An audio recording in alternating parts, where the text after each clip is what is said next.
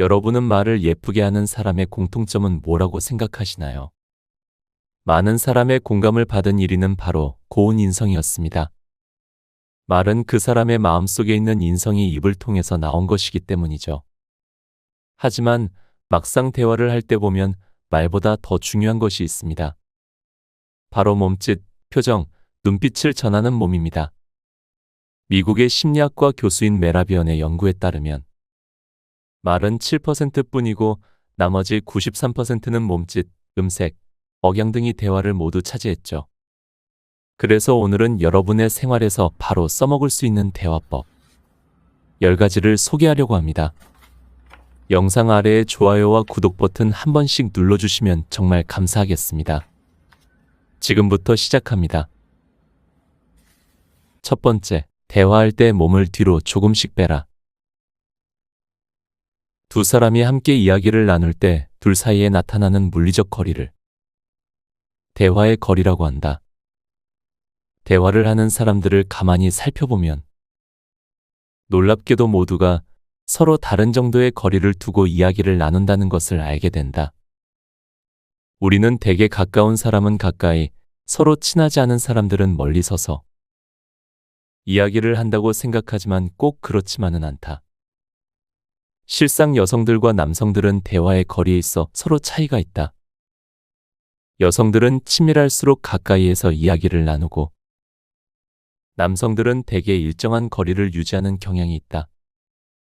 또한 대인관계이론에서 말하는 가장 일반적인 대화의 거리는 여성과 여성 사이는 30cm, 남성과 남성은 50cm, 여성과 남성은 30cm라고들 한다. 그렇다면 대화의 거리를 활용하자면 어찌해야 할까? 먼저 기억할 것이 있다. 사람들은 누구나 불편하게 생각하는 거리가 있다는 것이다. 사람은 대개 상대와의 대화의 거리가 일정 수준으로 가까워지면 문득 불편한 생각에 자신의 몸을 뒤로 빼게 된다. 대화 중 상대방에게 멀어지기 시작하는 바로 그 거리가 바로 두 사람 간의 대화의 거리이다. 그렇다면 이를 역으로 사용할 수 있다. 즉, 여전히 대화는 유지한 채 몸을 뒤로 조금씩 빼어보라. 그러면 어느 순간 상대는 내 쪽을 향하여 몸을 숙이게 된다. 대화의 중요한 원칙 중 하나는 대화의 장면에서 몸이 앞쪽으로 향하는 사람이 대화에 더욱 적극적으로 참여하게 된다는 것을 알고 있는가? 상대를 대화의 장으로 불러들이는 방법. 상대를 더 열렬히 대화의 현장에서 활약하게 하는 것은 바로 간단하지만 철저하게 계획된 대화의 거리 이용에서 비롯될 수 있다. 이제 기억하라. 당신이 열이 나도록 말하는 동안 상대는 멀어지나 당신이 몸을 조금씩 젖히며 대화의 장을 양보할 때 비로소 상대방이 당신에게 말하고 싶어하며 그의 몸을 당신을 향해 기울이게 된다는 것을 지금 바로 연습해보자. 눈은 상대에게, 몸은 조금 뒤로 하며 상대의 말을 들어보자. 상대가 당신에게 다가오는 것이 보일 것이다. 두 번째, 악수는 반드시 이렇게 하라. 여러분은 사람들을 만날 때 가장 먼저 무엇을 하는가? 많은 사람들은 대개 눈인사를 하고 가볍게 목례를 하는 사람들도 있다. 그리고 악수를 하는 사람들이 있다. 눈인사를 하거나 가볍게 고개를 숙여 인사를 하거나 악수를 하는 것은 모두 단순 접촉이라 한다. 미국의 사회심리학자 자이언스에 의하면 사람들은 단순히 만나 눈을 마주치거나 가벼운 신체 접촉을 하는 것만으로도 호감도가 크게 상승한다. 이를 단순 접촉 효과라 부른다. 미소가 상대방에게 호의를 불러오는 표현이라면 가까운 거리에서 이루어지는 인사와 악수는 상대방에게 호의를 강화하는 방법이다. 그렇다면 가벼운 인사와 악수는 어떻게 하는 것이 좋을까? 먼저 가벼운 인사는 다소 먼 거리에서 서로의 눈이 마주쳤을 때 사용한다. 대개는 10m 이내의 거리에 상대방이 들어오면 먼저 고개를 살짝 숙여 반가움을 표현한다. 굳이 거리를 계산할 필요는 없지만 가능한 한 면식이 있는 사람에게 먼저 인사를 한다면 상대는 반드시 호의적으로 반응하기 마련이다. 악수는 대개 몇 가지 원칙이 있다. 첫째는 연장자가 먼저 청하는 것이다.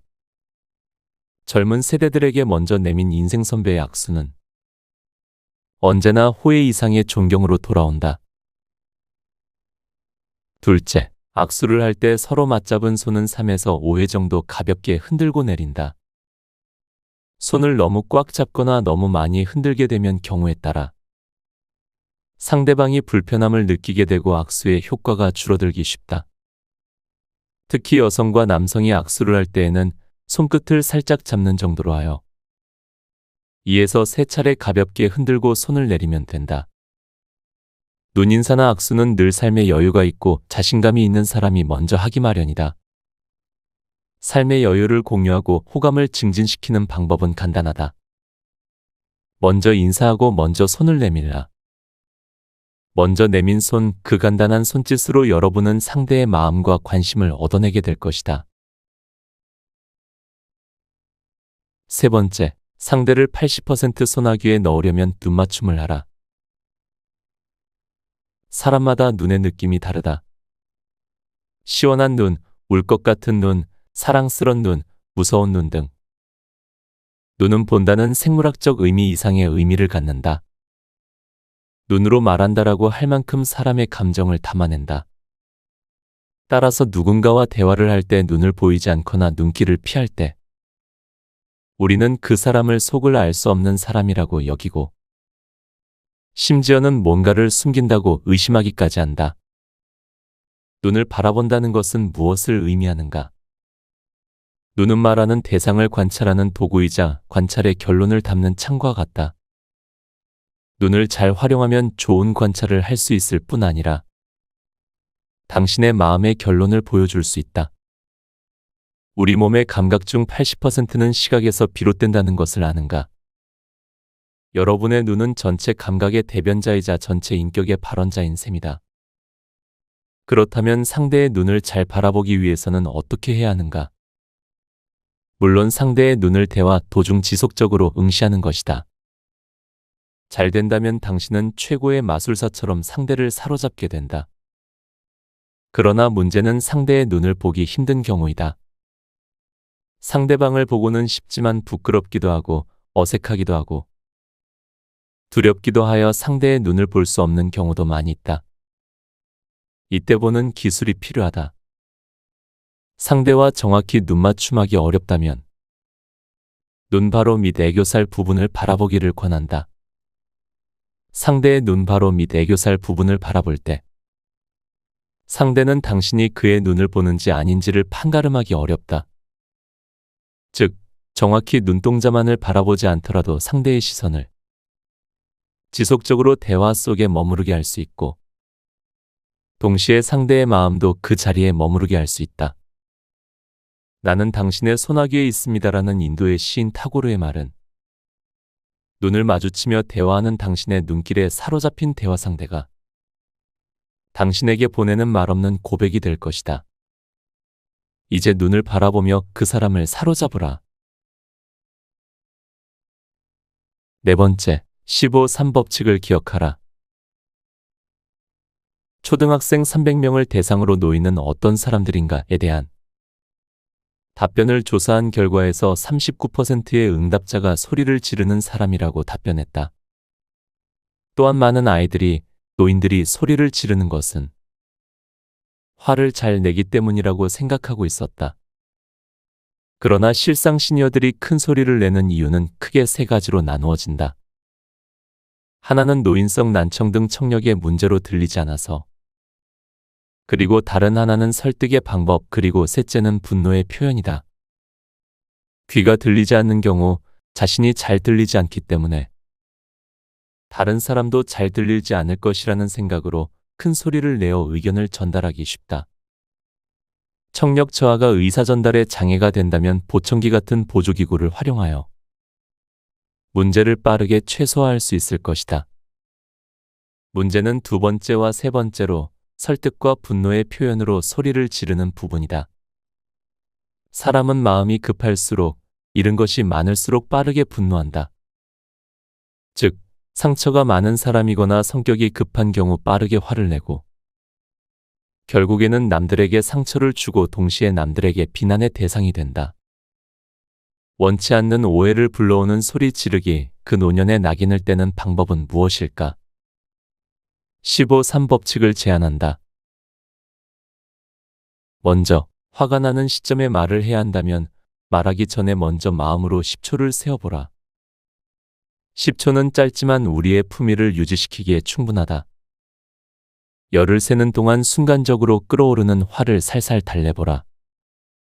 다스려진 분노는 곧 관계를 촉진하는 에너지로 변모할 것이다. 둘째, 소리를 지를 만큼 답답했다면 한 손을 들어 가슴을 5번 쓸어내려라. 물리적으로 가슴을 쓸어내리는 행동은 호흡을 되돌리고 화를 가라앉힌다. 셋째, 의도적으로 소리를 낮추어라. 지르는 소리가 10이라면 3 정도의 크기로 조절하라. 낮은 소리는 당신이 안정적인 사람이라는 증거가 된다. 상대는 낮은 소리로 말하는 여러분에게 품위와 우아함을 느낀다. 그리고 당신은 곧 매력적으로 원하는 이야기를 풀어나가게 된다. 연습이 대가를 만든다. 바로 지금이 15.3 법칙을 시작할 시간이다. 5번째, 고개를 끄덕이면 동공이 열린다. 표정은 사람의 감정을 전달하고 동작은 상황을 설명한다. 눈을 바라보는 것이 상대의 마음을 점령하는 일이라면 고개를 끄덕이는 것은 상대방에게 당신의 호의와 공감을 보여준다. 고개를 흔드는 일은 어찌 보면 무척 사소한 일로 보인다. 그저 단순한 동작 혹은 의미 없는 행동의 일부로 보일 수도 있다. 그러나 알고 있는가? 상대방은 당신이 고개를 흔드는 것에 아, 이 사람이 내 말을 듣고 있구나, 내 말에 동의하는구나 라고 생각하게 된다. 동의해주는 상대와 나누는 대화는 동지와의 대화가 되고 마음을 드러내는 나눔이 된다. 어쩌면 고개를 끄덕이면서 당신은 상대의 말을 더 자세히 듣게 될 수도 있다. 고개를 끄덕이는 과정만으로도 듣는 당신이 더 대화에 빠져들게 되기 때문이다. 그렇다면 고개를 어떻게 얼마나 움직여야 하는가? 고개를 끄덕이는 것이 좋다고 하지만 그렇다고 모든 순간에 끊임없이 고개를 흔들 수는 없다. 너무 고개를 많이 끄덕인다면 상대는 즐거움으로 말을 잇기는커녕 도리어 불쾌감을 느끼게 될 것이다. 고개를 흔드는 효과를 얻지 못할 뿐 아니라 괜한 오해를 사고 고개를 흔드는 사람은 그저 목만 아프게 되는 원치 않는 결과를 보게 된다. 말을 듣지 않고 성의 없이 고개만 끄덕인다고 생각하기 쉽기 때문이다. 그보다는 이따금씩 시간적으로는 대략 8에서 10초에 한 번 정도 끄덕이는 것이 좋다. 물론 고개를 흔들지 않는 8에서 10초 사이의 시간에는 상대방의 눈을 바라보며 상대의 마음을 끌어당기는 일이 함께 일어나야 대화가 더욱 효과적으로 일어난다. 명품 대화를 원하는가? 그렇다면 지금 고개를 위아래로 끄덕여 보라. 이 단순 동작을 통해 여러분의 인격은 위로 그리고 상대의 불신은 아래로 내려가며 숱한 대화의 장에서 여러분은 명품 친구, 최고의 파트너로 각광받게 될 것이다. 바로 지금 고개를 끄덕이라. 6번째, 내 말만 하지 말라, 혼자 남는다. 누구나 상대가 나를 전혀 배려하지 않는 순간을 마주하게 된다. 당황스럽기도 하고 때로는 화가 나기도 한다. 사람들은 이렇듯 타인을 배려하지 않는 사람을 이기적이라고 말하고 대부분 그를 인격적으로 상대하지 않는다. 놀라운 것은 이런 상황이 나이가 지긋하신 분들끼리의 대화 장면에서 매우 자주 목격된다는 것이다. 한 사람은 목청을 높이며 이야기를 하고 다른 사람들은 차마 그 자리를 떠나지는 못하고 짜증스런 얼굴로 상대의 말을 견디고 있다. 이런 장면을 자세히 들여다보면 말하는 이가 상대의 표정이나 반응에 상관없이 혼자 지겹고 공감되지 않는 주제로 쉼없이 떠벌리고 있음을 알 수 있다. 사람은 앉아 있으나 듣는 이는 없고 공허한 울림만 있을 뿐이다. 우리가 말을 하는 것은 상대에게 전달하고자 하는 바가 있기 때문이다. 다시 말해 상대가 듣지 않는다면 우리의 말은 바람 소리만도 못하게 될 수 있다. 특히 모두를 무시하고 자신만이 옳다고 주장하거나 상대방의 짜증스런 반응에도 눈치 없이 하고 싶은 말만을 고집한다면 당신은 곧 홀로 남게 될 것이다. 그들은 지금까지 당신에게 당했던 말고문을 더 이상 견딜 수 없기 때문이다. 그렇다면 어떻게 해야 할까? 첫째, 대화 중 상대가 얼굴을 찡그린다면 목소리부터 낮춰보라. 둘째, 상대가 고개를 돌린다면 당신은 혼잣말에 취한 것이다.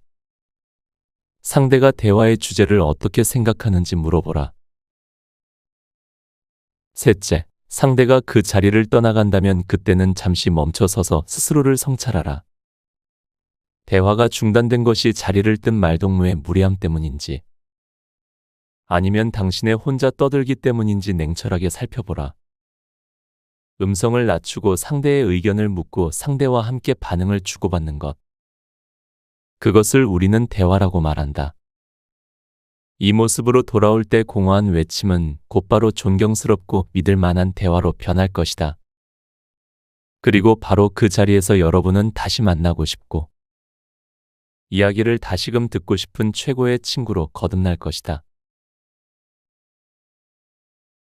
일곱 번째, 매력은 마지막까지 듣는 자의 것이다. 누군가가 이야기를 시작하면 어떤 사람은 관심 밖의 이야기는 전혀 듣지 않고 그 자리에서 벌떡 일어나는 사람이 있다. 반면 어떤 사람은 지루하고 뻔한 이야기라도 껄껄거리며 듣거나 가만히 앉아 끝까지 귀를 기울여주는 사람이 있다. 당신이 말하고 있는 바로 그 사람이라면 우리는 누구를 좋아하겠는가? 물론 후자다. 심지어 어떤 사람은 상대의 말을 자세히 듣고 참 즐겁게 들었다며 질문을 던지기도 한다. 우리는 그런 사람을 적극적으로 경청하는 사람이라고 말한다. 적극적 경청.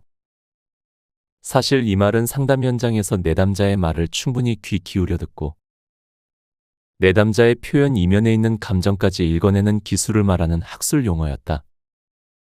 그러나 이제는 더 이상 학술지에만 오르는 용어가 아니라 일상의 용어가 되었고 이미 그 표현은 진부하기까지 하다. 즉, 잘 들으라는 것인데 정작 적극적 경청은 어떻게 하는 것인가? 적극적 경청의 으뜸은 끝까지 듣는 것이다. 누군가 말을 한다는 것은 그 사람의 의지와 의도, 정서, 상태, 주장 등을 고스란히 드러내는 행위이다. 곧 그의 의도를 알기 위한 가장 좋은 방법은 그 표현의 마지막까지 듣고 보는 것이다.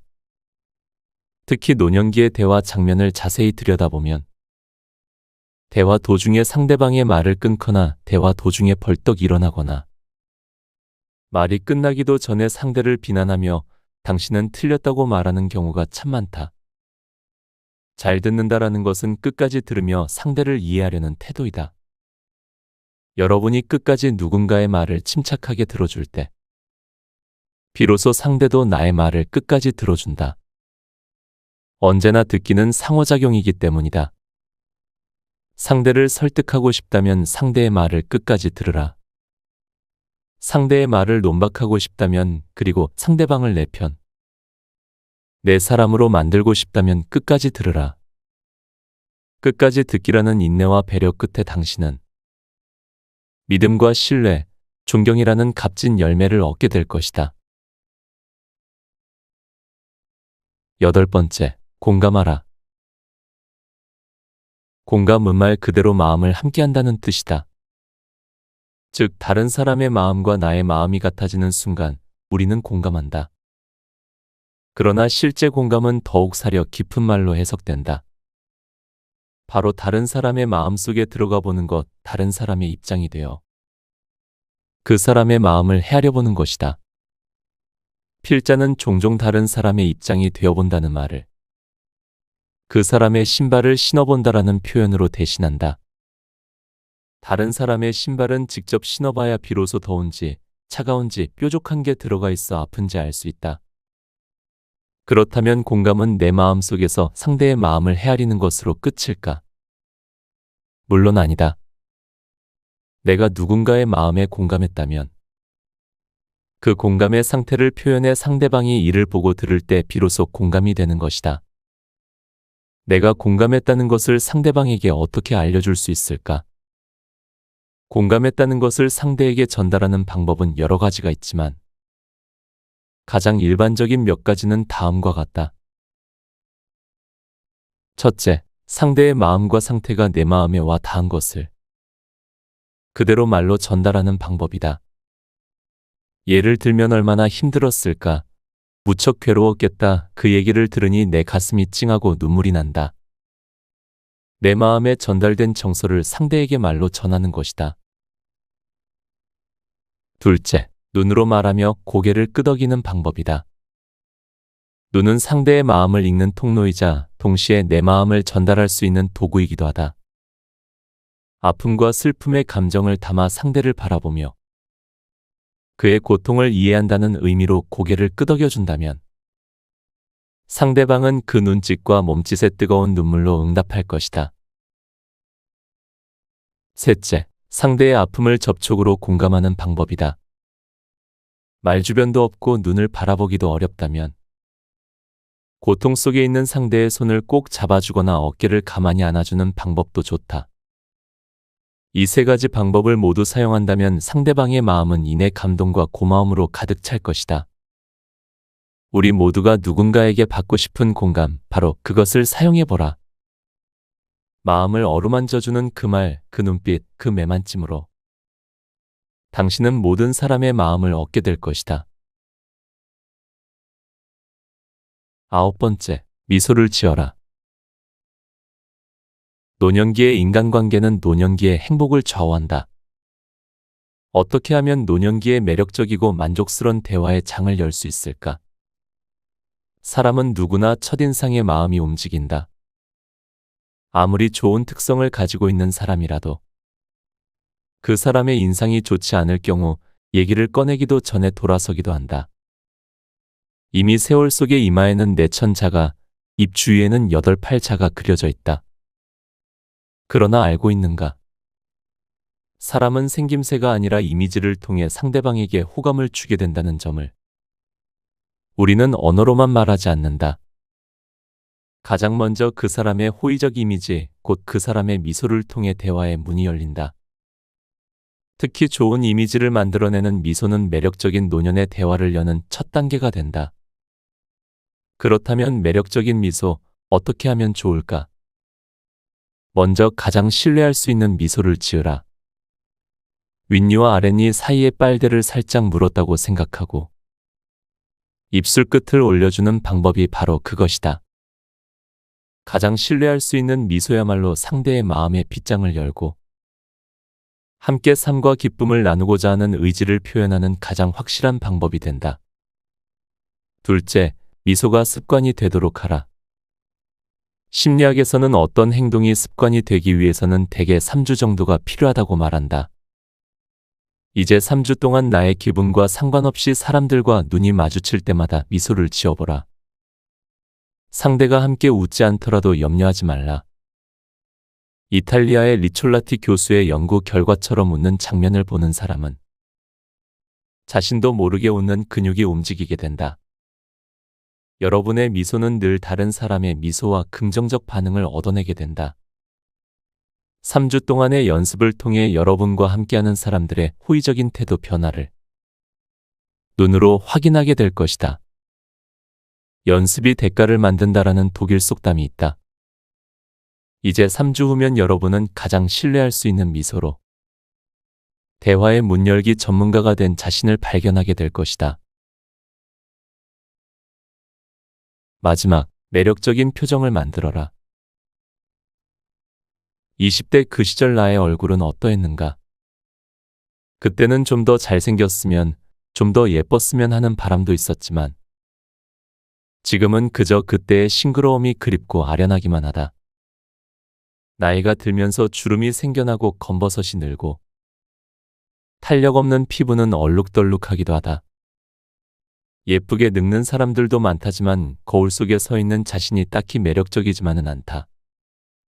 첫인상이 사람의 예쁜 정도 혹은 잘생긴 정도로 가늠된다면 노년을 살고 있는 사람들에게는 이는 비보일 것이다. 그러나 놀랍게도 사람의 첫인상은 대개 생김새보다 표정과 매너에서 훨씬 큰 부분을 차지한다는 연구 결과가 수두룩하다.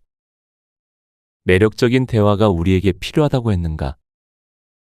표정은 의식적, 무의식적 차원에서 당신의 대화 매력을 급상승시키고 오만상을 찡그리는 당신에게 새로운 대화의 세계를 열어줄 것이다.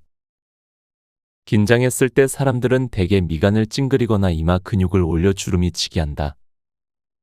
또한 아랫입술의 움직임이 많아지고 눈을 아래로 내리깐다. 반면 유쾌하거나 즐거울 때는 입가가 올라가며 미소를 짓고 눈빛이 빛나며 동공이 작아지고 이마 근육이 이완된다. 이것은 얼굴도 말을 한다는 것을 보여준다. 무의식적으로 우리는 실제 언어구사보다 표정구사를 더 많이 한다. 따라서 당신의 말을 듣는 사람은 당신의 의식적인 말을 듣는 비율보다 당신의 얼굴과 눈빛에서 나타나는 무의식적인 말을 더 많이 보고 듣게 되는 셈이다. 자신도 모르는 사이 굳어지는 표정, 자신도 모르게 보이는 눈빛을 기억하라. 그리고 이제 새로운 표정을 시작하라. 첫째, 입끝을 올리고 치아를 드러내어 웃으며 말하라. 치아 손실로 듬성듬성 빠졌다고 해서 두려워할 것은 없다. 입을 꼭 다물고 있는 것보다 훨씬 나으니 말이다. 둘째, 눈썹을 살짝 올리며 상대를 쳐다보며 말하라. 당신은 자신감에 차 있고 누구보다 매력적이고 여유로운 사람이 될 것이다. 많은 사람들이 진심이 중요하다고 말한다. 그러나 여러분의 진심이 말의 내용이라면 여러분의 표정은 말의 방법이고 기술이다. 작은 차이가 명품을 만들듯 작은 말의 기술이 여러분을 최고의 매력남, 최고의 매력녀로 만들 것이다. 이제 인생 최고의 매력을 뿜어내어 보라. 그리고 자부심을 가지고 기억하라. 당신이 최고라는 것을 표정은 자부심을 기억한다. 곁에 두고의 짧은 생각. 대화에 관한 흥미로운 통계 자료가 있어 가져왔습니다. 하버드 대학교의 연구에 따르면 좋은 대화는 스트레스를 줄이고 행복감을 높이며 심지어 수명을 연장하는 데에도 도움이 된다고 합니다. 사실 대화라는 것에 딱히 기술이 있나 싶은 생각이 들 때도 있습니다. 그냥 편한 사람끼리 만나서 얘기하는 것처럼 말이죠. 근데 어느 70대 분께서 이런 말씀을 하셨습니다. 사람은 말은 예쁘게 해야 오래가고 좋은 사람을 만나고 상대도 좋게 만들고 좋은 관계 순환을 만듭니다. 마음에 와닿았습니다. 대화는 나에서 끝나는 것이 아니고 나의 주변을 만들고 결국 나의 주변은 나에게 또 영향을 주게 됩니다.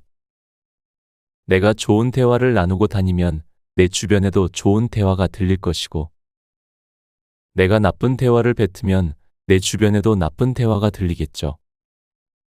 이를 명심보감에서도 이렇게 표현합니다. 착한 사람과 같이 살면 향기로운 지초와 난초가 있는 방 안에 들어간 것과 같아서 오래도록 그 냄새를 알지 못하나 곧 더불어 그 향기와 같아지고 착하지 못한 사람과 같이 있으면 생선가게에 들어간 것과 같아서 오래되면 그 나쁜 냄새를 알지 못하나 또한 더불어 같아지리라. 책 곁에 두고 채널이 꽃처럼 달콤한 향기를 주진 못하겠지만 여러분에게 작은 여운을 남기는 채널이 되기를 바랍니다. 오늘도 함께 해주셔서 감사합니다. 책 늙음에 미치다를 읽고